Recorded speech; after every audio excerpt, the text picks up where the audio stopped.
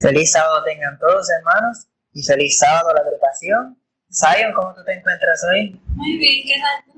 Me encuentro muy bien, especialmente y ya llegó el sábado, en donde todo el mundo puede descansar, tirar esas molestias, esas cosas pesadas de la semana, para poder conectarse con el único Dios que existe en cada uno de nuestros corazones.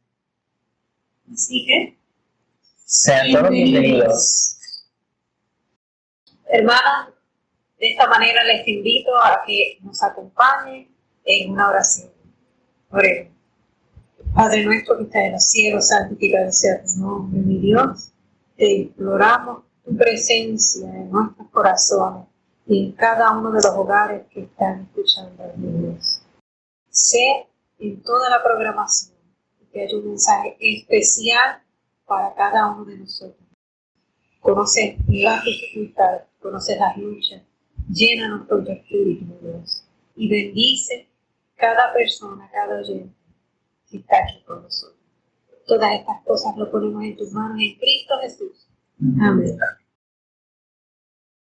La siguiente ofrenda musical que hemos preparado, recién lo acabamos de adoptar y quiero decirte que la parte que más me gusta es cuando se hace la petición de que el Señor pueda esculpir mi corazón tal como es el de Él. Es mi mayor anhelo, poder esculpir mi corazón de manera que sea igual al de Él, para que así nada pueda dañarme ni dañar a los que más amo. Así que escucha con atención y es mi deseo que también se haga realidad en tu vida.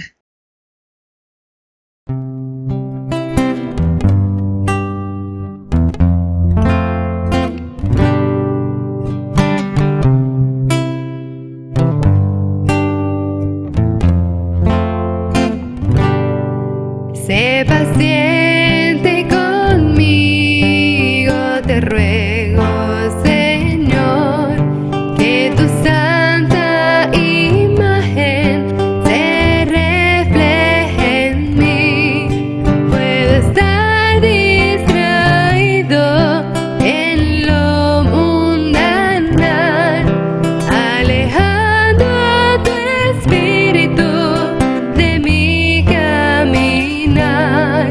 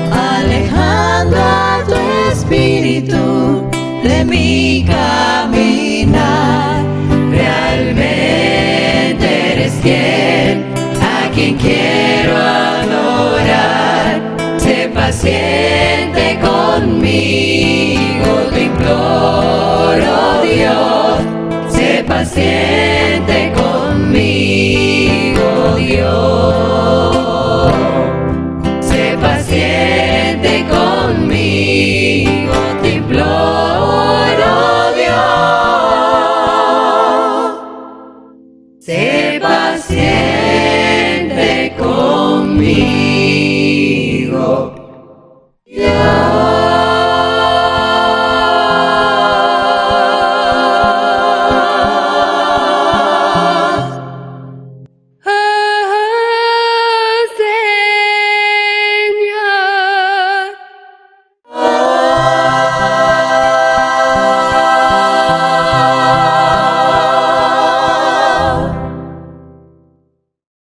Llegó el segmento más esperado.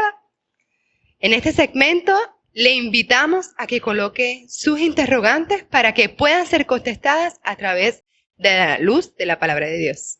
Así que con ustedes, Jesús y la verdad presente.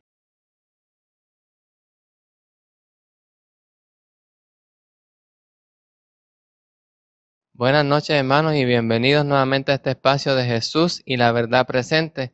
Les habla su amigo hermano Joel Avilés y aquí me acompaña mi esposa. Buenas noches, les saluda su amiga y hermana Nancy Velázquez. Pues así es, Joel, nuevamente estamos aquí con la buena noticia de que hoy damos por concluido el tema del sábado, porque realmente es extenso para poder lograr comprender la gran importancia que tiene. Pero Sí, hemos llegado al final. Sí. Hemos estudiado la relación importante que Dios nos ha dado entre el día sábado o el día domingo o cualquier otro día. Hemos visto que el día del sábado es un día santo para Dios, un día que Dios ha apartado para que el ser humano utilice ese día para estar en comunión con Él. Así mismo, Nancy. Y hoy vamos a terminar ya cerrando el por qué desde Jesús para acá surgió ese cambio en la cual la mayoría de los cristianos hoy día guardan otro día que no es el sábado. Y vamos entonces a comenzar viendo diferentes puntos importantes en relación a esto. Como por ejemplo, la misma Biblia nos profetiza de que iba a suceder realmente ese cambio. Y lo podemos encontrar en varios textos, especialmente en el libro de Daniel, Daniel 7:25, en donde nos habla de un poder político. Ese poder político, un gobierno, un poder que hablaba blasfemia contra Dios. Y dice así, Daniel 7:25, y hablará palabras contra el Altísimo, o sea, contra Dios. Y a los santos del Altísimo quebrantará. A los santos del Altísimo se refiere a todos aquellos seguidores cristianos fieles. Y pensará en cambiar, sí, quebrantará, eso es muy importante, perseguirá, ¿verdad? Y pensará en cambiar los tiempos y la ley. Ahí está muy claro, la ley, ese gobierno que hemos visto, que si estudiamos bien esos textos, pues realmente nos aclara la Biblia que se refiere a poder, gobierno, etcétera, en el cual va a intentar o intentaría cambiar lo que era esa ley de Dios. Y sabemos que cuando hablamos de ley son los 10 mandamientos, hermanos. Segunda situación la que vemos aquí, que Jesús nos enseñó también a que no podemos invalidar esa ley por doctrinas o por reglas o por tradiciones de seres humanos o de iglesias, ¿verdad? Eso lo podemos encontrar en Mateo 15, de 6 al 9, en la cual Jesús mismo nos dijo que no invalidáramos su ley por doctrinas y cosas, tradiciones que podían existir o que pueden existir en nuestros tiempos. También nos enseña en Deuteronomio 4:2, que dice así: no añadiréis a la palabra que yo os he mandado. No podemos añadirle a la palabra que Dios nos ha dado, ni disminuiréis de ella, ni le añadimos ni le quitamos, para que guardaréis los mandamientos de Jehová. Está hablando específicamente de los mandamientos. No podemos ni añadirle ni quitarle. Y recordemos que esos mandamientos lo podemos bien claro en Éxodo 20, ¿ok? Así Jehová vuestro Dios, que yo os ordeno. Y sigue diciendo en Proverbios 36, no añadas a su palabra, porque no te reprenda y seas hallado mentiroso. Bien fuerte eso, ¿no, Nancy? En la cual Claro. realmente no podemos hacer ningún cambio ahí. Claro, entonces no podemos hacer cambios a la ley y porque hoy día la mayoría de los cristianos guardan el domingo, ¿por qué? ¿Cuándo sucede este reemplazo? O Pues, sea, es como reemplazar algo, sí, ¿no? así mismo es. La realidad es que encontramos de que en la Biblia no ocurrió ningún cambio. Jesús no lo dijo, los apóstoles no lo predicaron, así que en la Biblia no vamos a encontrar, en ninguna parte de la Biblia vamos a encontrar que realmente sucedió un cambio de día santo a otro día, del sábado o a otro, sea el domingo, sea cual sea. Ahora, lo vamos a poder estudiar en la historia, más o menos en los años aproximados del siglo II al siglo IV, en donde la iglesia cristiana, en este caso, donde estaba dominando lo que era Roma, esparciéndose gradualmente por toda la Roma, ese pensamiento de que el día especial iba cambiando realmente al domingo. Y les voy a hablar algunas citas de diferentes libros, diferentes personas, en las cuales vamos a ver cuán claro nos va a quedar esto. Como por ejemplo, en el Código de Justiniano, en el libro 3, título 12, página 2, dice, la ley dada por Constantino, que será emperador romano, el 7 de marzo del año 321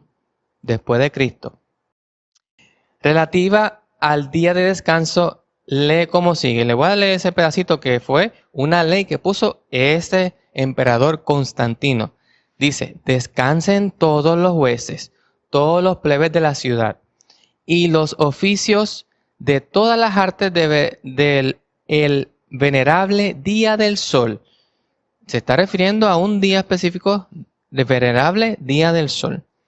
Pero trabajen libre y lícitamente en las faenas agrícolas los establecidos en los campos. O sea, está dividiendo. Los que están en los campos no tienen que seguir mucho esta ley, pero los demás sí.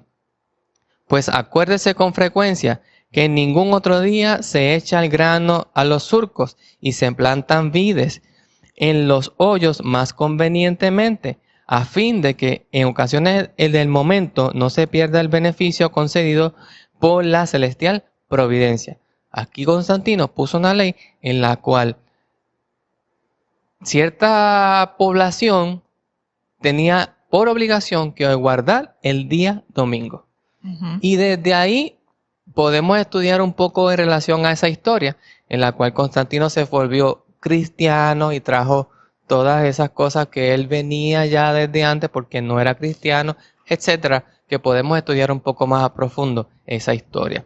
También cita del arzobispo Eusebio, eso fue en el siglo IV, dice, el arzobispo católico Eusebio, escribiendo en ese año en el 330 después de Cristo, dice, todas las cosas que eran permisibles para hacer en el día del sábado, las hemos transferido, está hablando de él y su institución, hemos transferido para el día del Señor, en este caso el día domingo.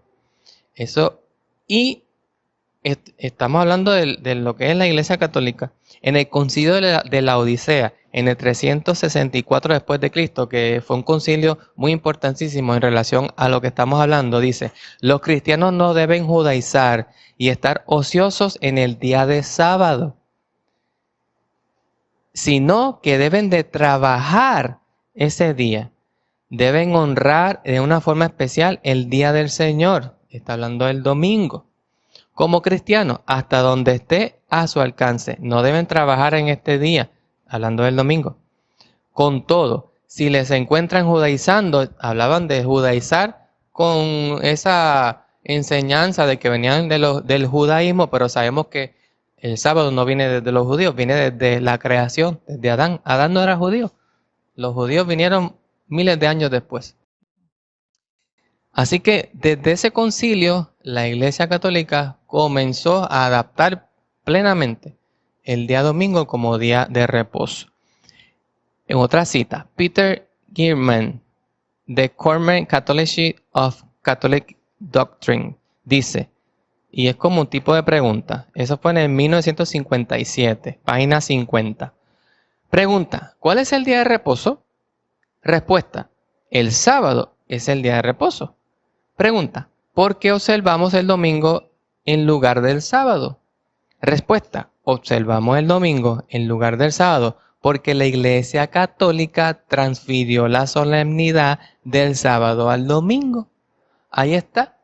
Y ese tipo de citas lo podemos encontrar en un montón de libros en la cuales realmente la Iglesia Católica, ellos mismos decidieron transferir la solemnidad del sábado al domingo. Y podríamos decir muchas citas de aquí en adelante, pero no tenemos suficiente tiempo. Así que realmente podemos ver que no fue Cristo, no fueron los discípulos, no fue el Espíritu Santo, no fue Dios quien realmente... Bíblicamente no se encuentra. No hay una parte en la Biblia en la cual podemos encontrar el cambio del día santo sábado que Dios mismo creó desde el principio al domingo, primer día de la semana. No lo hay. Wow, es increíble cómo Satanás ha realizado esos cambios sigilosamente hasta convencer y obligar a los cristianos a cambiar las enseñanzas bíblicas. No se dejen llevar, no se dejen engañar. Mirad que nadie os engañe y escudriñar las escrituras. Así nuevamente les hago esta invitación. Sí. Todo se encuentra en la palabra de Dios. Así que estudiemos con fervor porque tenemos lindas esperanzas ahí para vida eterna. Así mismo, pidamos al Espíritu Santo que nos guíe y Él nos guiará. Dios le bendiga, Amén. hermano. Lo esperamos la próxima semana.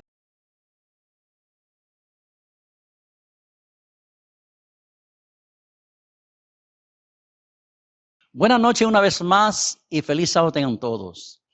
En esta noche es un placer para mí presentarle un orador, el hermano Jonathan Cordero, que está con nosotros en esta noche. Él va a presentarles una serie de temas, más bien el tema de las 7 iglesias de Apocalipsis. Así es que, hermano, ese tema, ¿cuánto tiempo se va a demorar? Muy buenas noches, Junior. Feliz sábado a todos los hermanos que nos sintonizan. Ese tema vamos a comenzar con la introducción y la primera iglesia, pero vamos a estar sucesivamente 3 viernes más hasta culminar con las 7 iglesias del Apocalipsis. Muy bueno, entonces, sin más rodeo, vamos a permitir que adelante, hermano Jonathan. Gracias, Junior, gracias. Muy buenas noches, hermanos. Feliz sábado, que la paz del Señor esté con cada uno de ustedes. Ha llegado el sábado, las primeras horas de nuestro día sagrado, y es momento de estar conectados con nuestro Dios al 100%. ¿Por qué les digo al 100%? Porque por lo general en la semana, por las faenas que tenemos como seres humanos, sacamos un momentito para conectarnos con nuestro Dios, pero tenemos muchas otras cosas más que hacer, ¿verdad que sí? Que se nos hace imposible estar conectados al 100% con nuestro Dios. Pero entonces, al igual que un padre, después de una semana ardua de trabajo, saca su día libre para compartir con su familia y con sus hijos, de la misma forma nuestro Padre Celestial ha separado un momento para compartir con nosotros y desea que estemos con Él el 100% del tiempo. Pero entonces en esta noche, comenzando las primeras horas de este día maravilloso y sagrado, vamos a presentar un tema que proviene de la antigüedad, pero es un tema que vamos a tratar de explicarlo de la forma más sencilla posible para que podamos entender ese valor simbólico que tiene para hoy, en nuestros días, en la actualidad. Se titula Las 7 iglesias del Apocalipsis. Para introducir el tema, vamos a buscar en Apocalipsis capítulo 1, versículo 20. Y dice, yo, Juan, estaba en el Espíritu el día del Señor, y oí detrás de mí una gran voz como de trompeta, que decía: yo soy el alfa y la omega, el principio, el primero y el último. Escribe en un libro lo que veas y envíalo a las 7 iglesias que están en Asia: a Éfeso, Esmirna, Pérgamo, Tiatira, Sardis, Filadelfia y Laodicea. Y me volví para ver la voz que hablaba conmigo, y vuelto vi 7 candeleros de oro. Apocalipsis capítulo 1, versículos del 10 al 12. Y en el 20 te dice: y los 7 candeleros que has visto son las 7 iglesias. Entonces aquí vamos a ir un poquito atrás para poder entender lo que significa las 7 iglesias del Apocalipsis, que fueron dadas en visión al apóstol Juan en un pasado, y que tienen que ver con nosotros hoy en día. Para comenzar, aquí a mi mano derecha podemos ver la simbología de los candeleros de oro. Yo quiero presentarles lo que significaba los candeleros de oro y el uso que tenía, para que podamos entender ese valor simbólico que tiene ese mensaje de las 7 iglesias para nosotros hoy en día. Y dice, aquí a mano derecha: habló el Señor Moisés diciendo: manda a los hijos de Israel que te traigan para el alumbrado aceite puro de olivas machacadas, para hacer arder las lámparas continuamente. Fuera del velo del testimonio en el tabernáculo de reunión, las dispondrá Aarón, sacerdote en aquel entonces, desde la tarde hasta la mañana delante del Señor. Es estatuto perpetuo por vuestras generaciones. Sobre el candelero limpio pondrás siempre en orden las lámparas delante del Señor. Levíticos 24, del 1 al 4. Podemos ver que el candelero de oro era un antiguo pacto en el santuario terrenal. Lo podemos ver ahí, las letras en rojo, que se utilizó para que por medio de él en el santuario terrenal en aquel entonces la presencia de nuestro Dios estuviera en ese lugar. Lo que conocemos en aquel entonces, la Shekinah, ¿verdad? Y vamos aquí al próximo slide, donde dice la presencia de Dios en su pueblo. En Levíticos 26, 11 y 12 dice: y pondré mi morada en medio de vosotros, y mi alma no os abominará, y andaré entre vosotros, y yo seré vuestro Dios, y vosotros seréis mi pueblo. Eso es una promesa grande que el Señor le hizo a ellos en aquel entonces, en la antigüedad, de que la presencia del Señor, por medio de los candelabros de oro, iba a estar ¿en dónde? En el santuario terrenal en aquel entonces. ¿Y qué dice en Éxodos, capítulo 40, versículos 35? Y no podía Moisés entrar en el tabernáculo de reunión, porque la nube estaba sobre él, y la gloria de Jehová lo llenaba. ¿Qué podemos ver entonces? Parte de la simbología, que es lo que estamos tratando de estudiar en aquel entonces, que Dios, la Shekinah, la presencia de nuestro Dios, se reflejaba por medio de ¿qué? De una nube. Y eso nos remonta al desierto, ¿verdad que sí? En el pasado, cuando el Señor protegía a su pueblo del sol y de las tempestades por medio de ¿qué? De una nube. Y de noche, ¿con qué los alumbraba? Con una columna de fuego. He aquí, yo estoy con vosotros todos los días hasta el fin del mundo. Mateos 28, capítulo 28, versículo 20. Y se les aparecieron lenguas repartidas como de fuego, asentándose sobre cada uno de ellos, y fueron todos llenos del Espíritu Santo, y comenzaron a hablar en otras lenguas, según el Espíritu les daba que hablasen. Hechos, capítulo 2, versículo del 3 al 4. Podemos ver que en ese versículo, nuestro Dios, el símbolo en el cual se reflejaba la Shekinah, la presencia de nuestro Dios, era por medio de ¿qué? Del fuego. Su cabeza y sus cabellos eran blancos como la lana, como nieve sus ojos, como llama de fuego. Apocalipsis capítulo 1, versículo 14.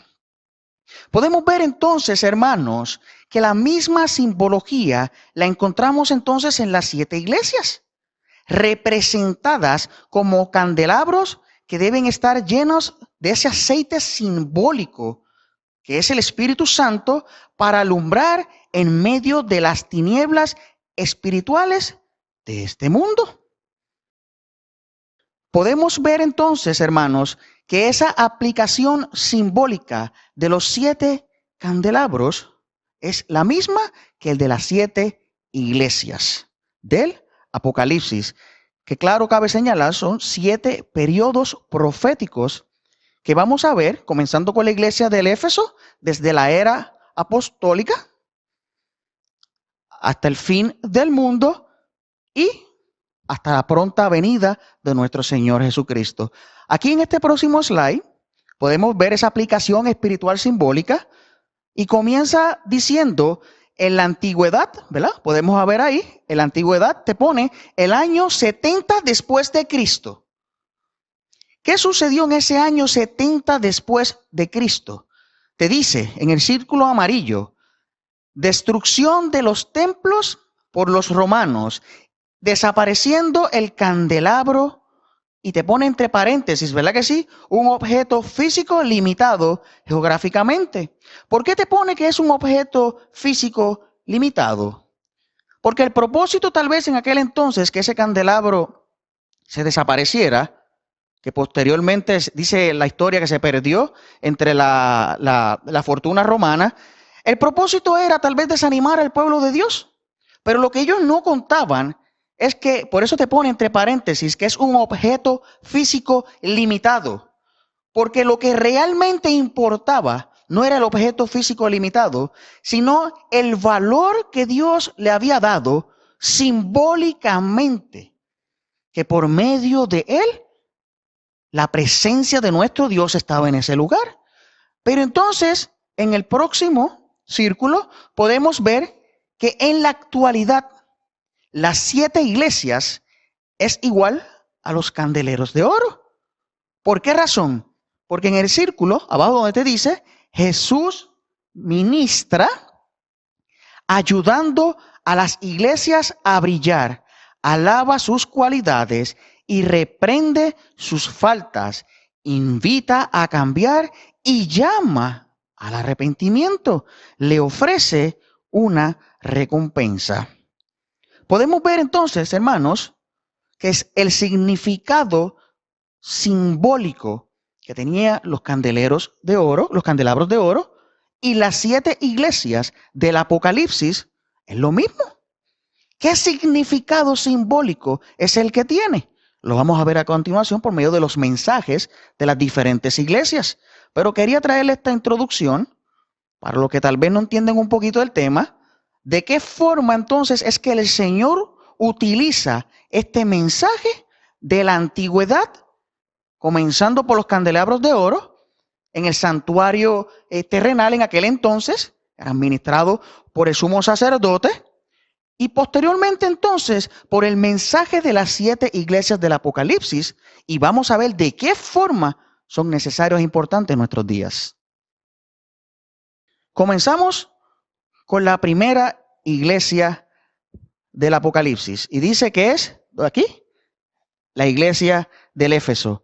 Pero antes de comenzar con la iglesia de Éfeso, en Hechos de los Apóstoles, quiero leerle una cita en la página 468 donde dice, se habla de Cristo como caminando en medio de los candeleros de oro. Así se simboliza su relación con las iglesias. Está en constante comunicación con su pueblo, conoce su real condición, observa su orden, su piedad, su devoción. aunque es el sumo sacerdote y mediador en el santuario celestial, se le representa como caminando de aquí para allá en medio de sus iglesias aquí en la tierra. Con incansable desvelo y constante vigilancia, observa para ver si la luz de alguno de sus centinelas arde débilmente o si se apaga. Si el candelero fuera dejado a mero cuidado humano, la vacilante llama se extinguiría y moriría. Pero el verdadero centinela en la casa del Señor es fiel guardián de los atrios del templo.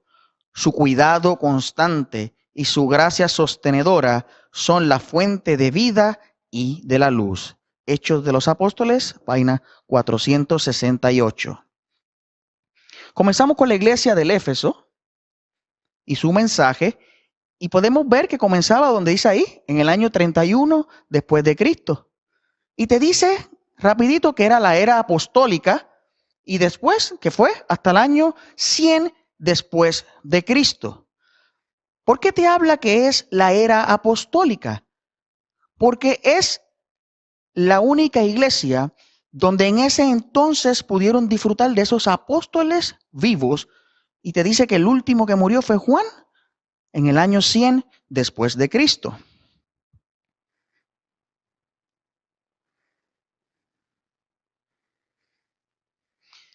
¿Cuál es el significado para poder entender bien de Éfeso?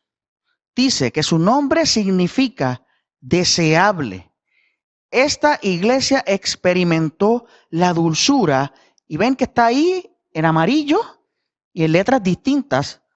Memoricémonos bien esa frase: la dulzura del primer amor. Con pasión viva y reciente memoria, fue esta la época que había experimentado el derramamiento del Espíritu Santo en Pentecostés, y en el cual se distinguieron los dones del Espíritu. Podemos ver que es una época sumamente importante. La ciudad de Éfeso era el centro religioso del paganismo a la diosa Diana. La ciudad era famosa por su superstición. ¿Qué podemos entender nosotros entonces, hermanos, cuando el Señor te dice que por medio del mensaje la iglesia de Éfeso experimentó ese primer amor? Si nosotros analizamos el término primer amor, nos remontamos tal vez al pasado, como cuando conocimos al Señor por primera vez. Los que tal vez no nacimos en el Evangelio, nos presentaron al Señor por primera vez y estábamos emocionados, locos por estudiar la palabra del Señor, por bautizarnos y próximamente participar en todo lo que daban en la iglesia. Ese sentimiento que tenías en ese instante, esa primera vez, ese es el primer amor del cual se habla, en el cual tenemos que volver. Comenzamos aquí en el mensaje a la iglesia de Éfeso. Y vamos a abrir nuestras Biblias en Apocalipsis capítulo 2, versículo del 1 al 7, para que vayan leyendo conmigo. Y dice en el versículo 2: yo conozco tus obras y tu arduo trabajo y paciencia, y que no puedes soportar a los malos, y has probado a los que dicen ser apóstoles y no lo son, y los has hallado mentirosos, y has sufrido y has tenido paciencia, has trabajado arduamente por amor de mi nombre, y no has desmayado, pero tengo contra ti que has dejado tu primer amor. Y en el versículo 4 hace alusión nuevamente a que hemos dejado ese primer amor. ¿Por qué el Señor hace alusión de que hemos dejado ese primer amor? ¿De qué forma hemos dejado ese primer amor? ¿Hemos dejado de amar a nuestro Dios? ¿O simplemente Él refiere que está sucediendo algo en tu vida en la cual te has ido enfriando poco a poco? A eso es lo que Él se refiere. Has dejado tu primer amor, y lo vamos a ver más adelante. En el versículo número 5 dice: recuerda, Por tanto, ¿de dónde has caído? Y arrepiéntete y haz las primeras obras, pues si no, vendré a ti y quitaré tu candelero de su lugar, si no te hubieses arrepentido. ¿Qué podemos ver, hermanos, en ese versículo número 5? Rápidamente el Señor, en este primer mensaje en la iglesia de Éfeso, nos está haciendo una promesa, hermanos. ¿Una promesa de qué? De su pronta venida. En el versículo número 6 te dice, pero si tienes esto, que aborreces las obras de los nicolaitas, que vamos a hablar más adelante, ¿quiénes son ellos? Los cuales yo también aborrezco. Y te dice aquí en el versículo número 7, y es un texto muy conocido, el que tiene oído, oiga lo que el Espíritu dice a las iglesias. Nuevamente hace alusión en la palabra del Señor a lo que dice las iglesias.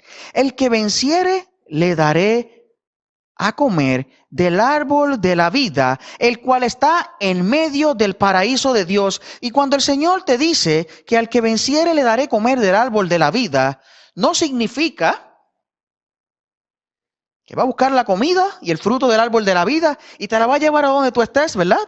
Eso no es lo que el Señor está hablando. Eso es una promesa grande lo que Él te dice allí. El que venciere, le daré de comer del árbol de la vida. Porque el que venciere, el Señor hará que sea salvo, hermanos. Y esa es la diferencia. Esa salvación es solamente para los que vencen en el nombre de Jesús. ¿O para quién es esa salvación, hermanos? Es para todos, hermanos. El día de hoy, esa salvación es para todos. Usted que me está escuchando, esa salvación es para cada uno de ustedes. Pero hay una diferencia entonces.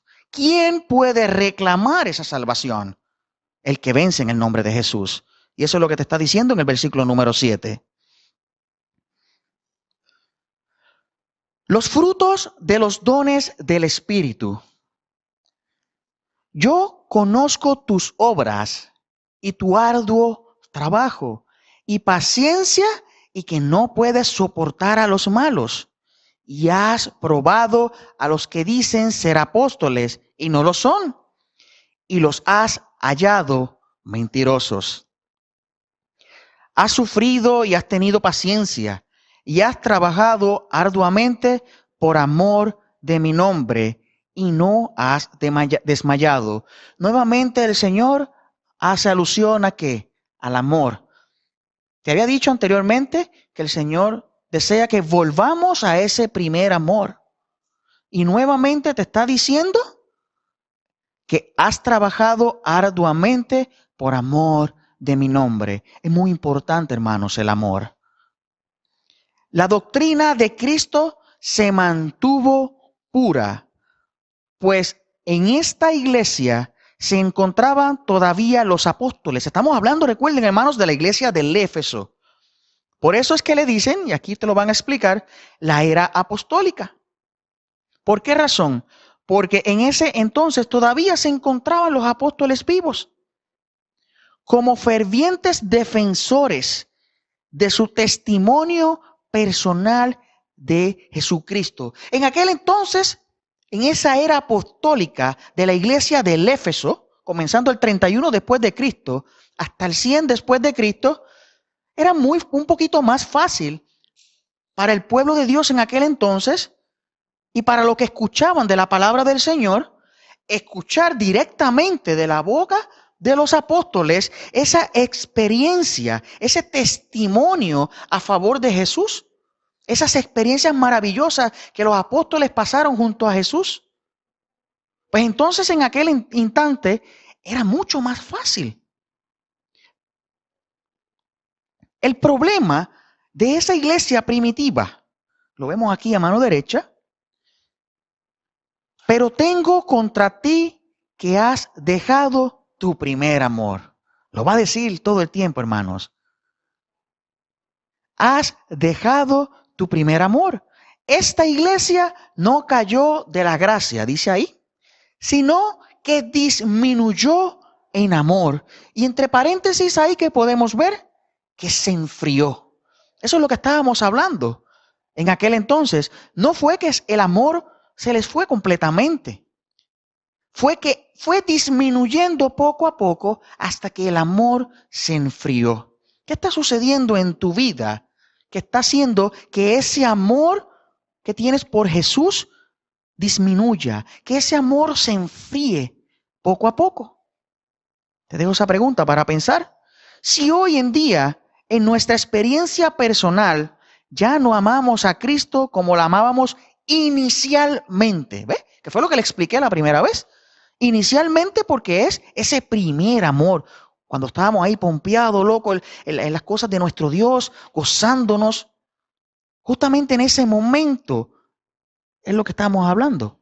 Cuando lo amábamos inicialmente. Entonces compartimos el mismo problema que los cristianos de la era apostólica. Lo que nos salva es mantener una relación personal constante y viva con Jesucristo y vivir de acuerdo a su santa voluntad. Pero como para todo en la vida, hay una solución al problema, como podemos ver aquí. Tenemos una solución al problema. Recuerda en el versículo número 5, por tanto, ¿de dónde has caído? Y te dice que arrepiéntete y haz las primeras obras. ¿Qué te está diciendo el Señor por medio de su mensaje? Que te arrepientas, que vuelvas a ese primer amor. Porque es la única forma de que podamos vencer y obtener la victoria. Lo que debemos hacer es recordar.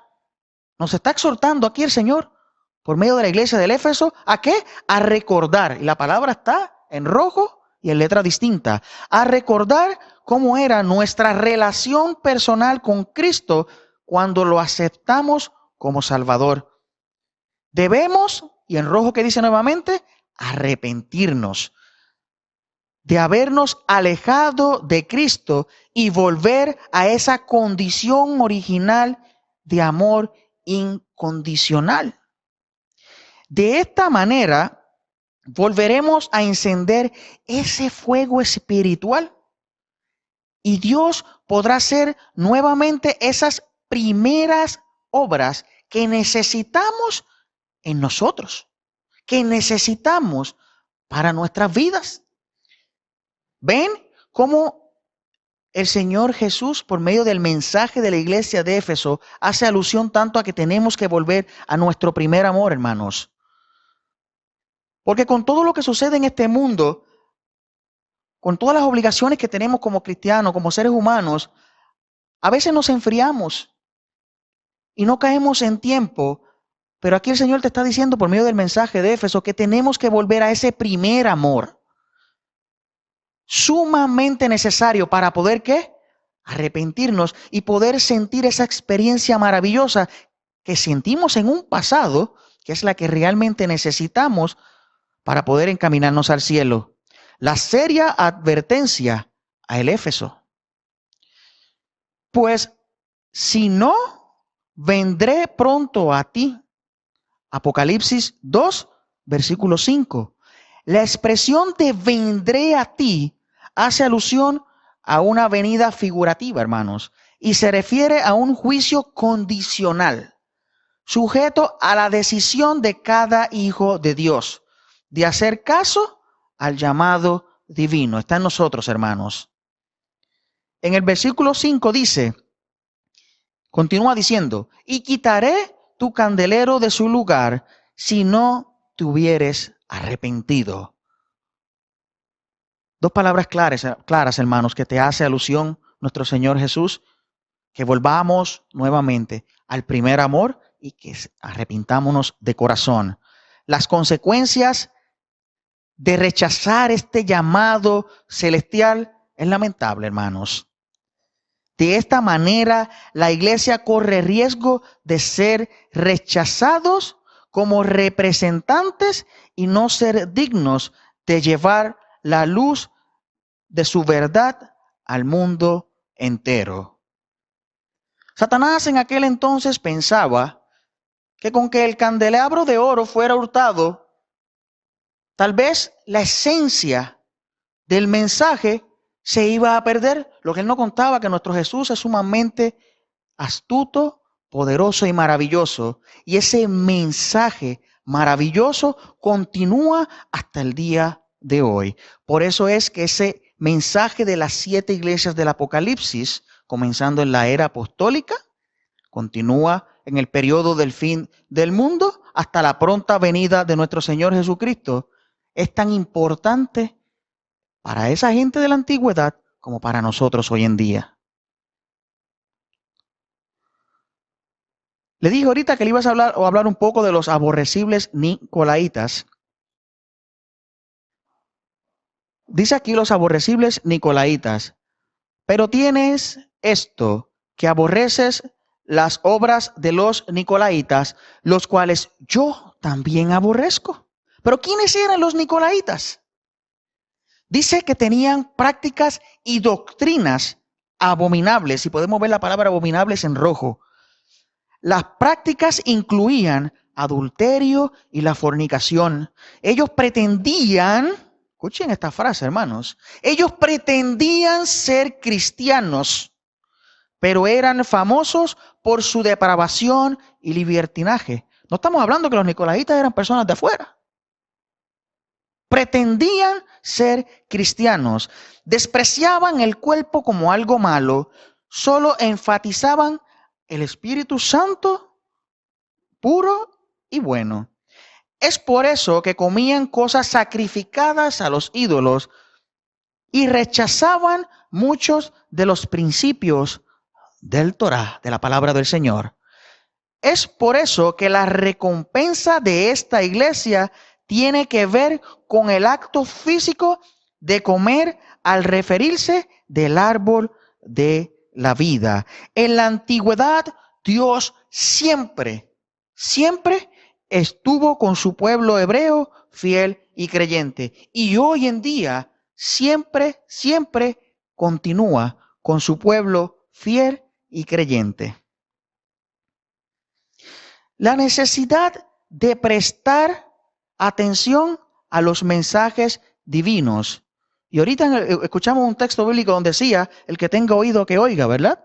Podemos ver aquí, en la lámina, una persona que está con una mano y un oído, ¿verdad que sí? Y te dice, el que tiene oído, oiga lo que el Espíritu dice a las iglesias. Nuevamente te lo está diciendo, hermanos.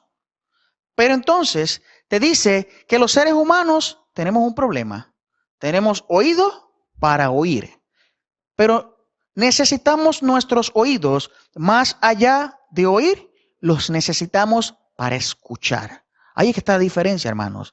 Cuando oímos el mensaje, entró por aquí, salió por acá. Pero cuando escuchamos el mensaje, ahí es que le ponemos un poquito de interés y la cosa es diferente. De esta manera, el expresarse es utilizado anteriormente en parábolas y tiene el propósito de llamar la atención de algo muy importante. Nuestro Dios tiene una gloriosa promesa. ¿Para quién? Para los vencedores, claro está. Leímos ahorita que decía que al que venciere le daré de comer del árbol de la vida, el cual está en medio del paraíso. Esa promesa de volver a tener acceso al árbol de la vida, el cual ha sido restringido, hermanos, por alrededor de ¿cuánto? De 6,000 años, ¿verdad? Que tiene la tierra de organizada. Te dice que es algo hermoso, hermanos, porque el apóstol Pablo lo vio estando en esa visión, que lo podemos ver en 2 de Corintios, capítulo 12, versículos del 1 al 4. En el futuro dice que el árbol de la vida bajará nuevamente a la tierra junto con la Santa Jerusalén. Hermanos, la promesa que Dios nos hace es para todo el mundo, como les dije ahorita. En estos momentos es para todo el mundo, pero solamente la pueden reclamar los vencedores. Por medio del mensaje a la iglesia de Éfeso, hermanos, podemos ver que nuestro sumo sacerdote, Jesús, hace alusión ¿a qué? A que tenemos que volver a ese primer amor. Y que tenemos que arrepentirnos de corazón, hermanos. Es la única forma. Yo les exhorto y los invito a que por los próximos 3 viernes estudien con nosotros este tema de las 7 iglesias del Apocalipsis. ¿Y qué tiene que ver simbólicamente ese tema de las 7 iglesias del Apocalipsis de la antigüedad a con nosotros hoy en día? Próximamente, para el próximo viernes, estaremos estudiando la iglesia de Esmirna. Y los exhorto, hermanos, a que estén con nosotros para que podamos entender ese mensaje maravilloso, simbólico y profético que tiene Dios para nosotros por medio de las 7 iglesias del Apocalipsis. Que el Señor te bendiga. Queridos, como cada programación, pues ha llegado el tiempo de culminar. ¿Y qué te pareció este tema de nuestro hermano Jonathan? Muy bueno, en el cual vamos a ir aprendiendo qué significan esas iglesias del Apocalipsis en las cuales existieron, pero tienen su significado, Nancy, en nuestros días, cada una de ellas. Así es. Y bueno, para los que quizás no están muy relacionados con la agrupación, nuestro hermano Jonathan Cordero es quien está siempre detrás de cámaras. Así que por esta ocasión, pues tuvimos el privilegio de escuchar palabra del cielo por medio de él. ¿Y por dónde nos pueden encontrar? Nos pueden encontrar por la plataforma de Facebook, en las páginas de Ministerio Yedeael y también en la página de Iglesia Adventista Bethesda 1. En esas 2 plataformas nos pueden encontrar cada semana, los viernes específicamente, en las cuales se expone hermosos temas para que usted sea bendecido. Así es, así que no se olviden que ¡los esperamos!